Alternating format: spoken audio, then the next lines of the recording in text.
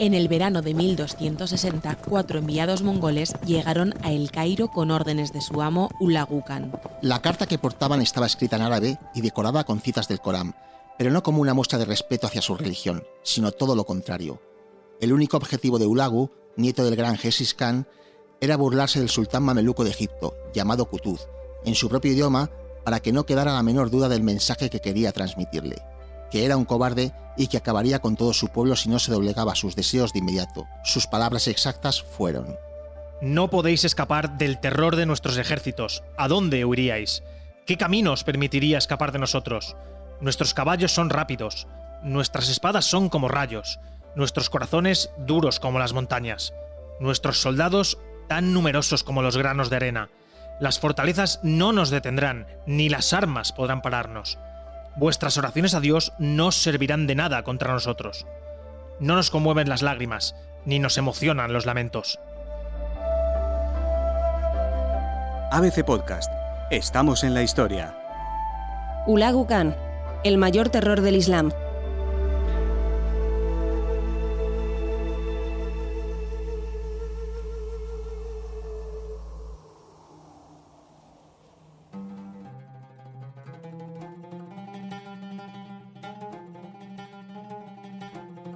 Hulagu ya era conocido como el terror del Islam en todo el mundo musulmán.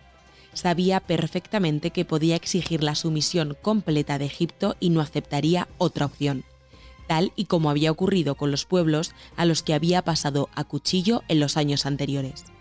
Por si había quedado la menor duda, la carta terminaba con otra amenaza.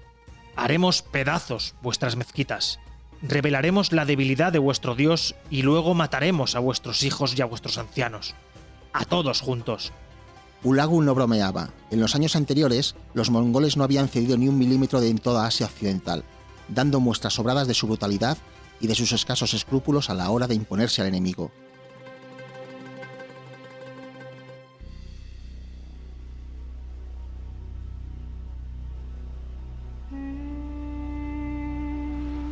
En 1255 habían arrasado Anatolia y aplastado a los últimos vestigios de resistencia selyúcida en el Rum, con los cuales llevaban más de 15 años en guerra. En diciembre de 1256 habían invadido Alamut, la fortaleza montañosa que servía como cuartel persa de la secta chií de los asesinos. Y entonces llegaron a Bagdad. En la capital de Irak, Hulagu perpetró su acción más brutal, por la que pasó a la historia y por la que todavía hoy es recordado entre los terroristas, soldados y víctimas de la guerra que ha librado aquel país en los últimos años.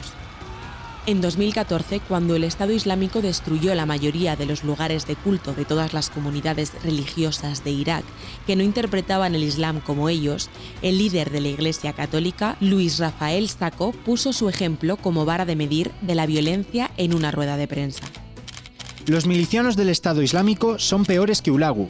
¿Cómo es posible que en el siglo XXI se expulse de sus casas a la gente por ser cristianos, suníes, chiíes o yazidíes? Las familias cristianas han sido expulsadas de sus casas, sus bienes han sido robados y sus viviendas han sido expropiadas en nombre del Estado Islámico. Esto no pasó nunca en la historia cristiana o islámica. Esto no lo hizo ni Hulagu. Por desgracia, se equivocaba. En enero de 1258, el nieto de Genghis Khan arrasó, saqueó e incendió Bagdad en menos de 12 días y ejecutó a más de 100.000 habitantes. Muchos vecinos intentaron huir, pero fueron capturados y violados antes de ser asesinados por puro divertimento de los soldados. Hulagu obligó al gran califa abasí al-Mustasim a presenciar cómo mataba a todos sus súbditos uno a uno. Y, por último, le llegó su turno. El califa fue enrollado dentro de una alfombra y colocado en el suelo para que miles de jinetes cabalgaran sobre su cuerpo. El líder mongol erradicó para siempre el califato que había dirigido el imperio suní durante 500 años. Hulagu no solo se ensañó con las personas, también ordenó quemar los edificios históricos, profanar las mezquitas, destruir los hospitales y arrasar todas sus bibliotecas de la ciudad. La principal era conocida en todo Oriente como la Casa de la Sabiduría, pues contenía la colección más amplia y sofisticada de libros del mundo. Hulagu no salvó ni uno. Miles de volúmenes y manuscritos de un valor incalculable fueron arrojados al Tigris, cuyas aguas se volvieron negras por la tinta. Las aterradoras noticias de lo que allí aconteció se extendieron por todo Oriente Próximo y Europa a la velocidad del rayo. El cronista e historiador más famoso de la época, Ibn Kathir, resumió así las consecuencias de aquella carnicería para la capital iraquí. Hasta ese momento, Bagdad había sido la más civilizada de las ciudades, pero tras el paso de Hulagu se convirtió en una ruina con solo unos pocos de habitantes que vivían entre el miedo, el hambre, la desdicha y la insignificancia.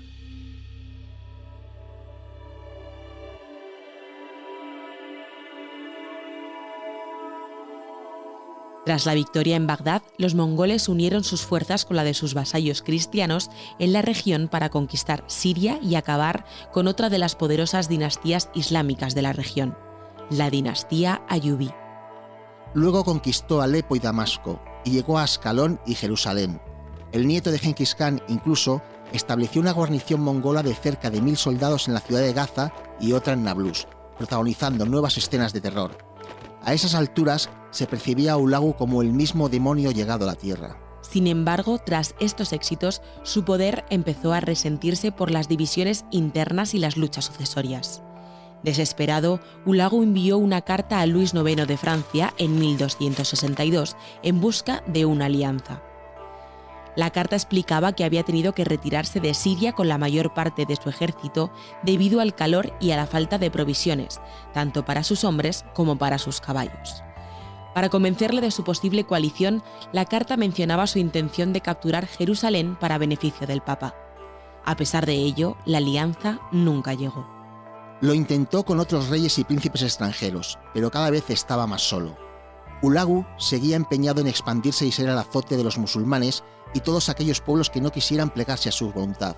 Reunió a todos sus ejércitos y atacó a otros enemigos cuya sangre ansiaba, pero ya había perdido músculo y sufrió una grave derrota durante la invasión del norte del Cáucaso en 1263.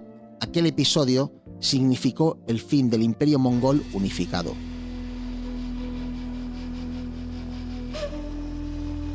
Hulagu murió 2 años después en Marajé, una ciudad al norte de Irán, concretamente el 29 de febrero de 1265. Fue enterrado en uno de los acantilados de 300 metros de altura ubicados en la antigua isla de Saji, en el lago Urmia. El lugar exacto en el que se encuentra su tumba sigue siendo un misterio. En agosto, la Universidad Nacional de Mongolia y la Universidad İzmir Katip Çelebi de Turquía anunciaron el descubrimiento de uno de sus majestuosos palacios.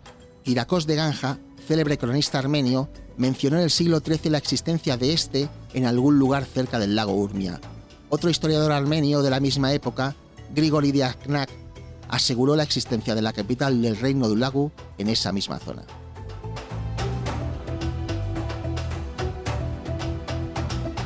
Hulagu Khan, el mayor terror del Islam, es un podcast de ABC, guionizado por Israel Viana y editado por Manuel Garre. En la locución, Israel Viana, Blanca Nava y la colaboración de Juan López Córcoles, Pablo Ortega y Manuel Garre. Puedes escuchar todos los episodios en abc.es, iVoox, Wonda, Spotify, Apple Podcast y Google Podcast.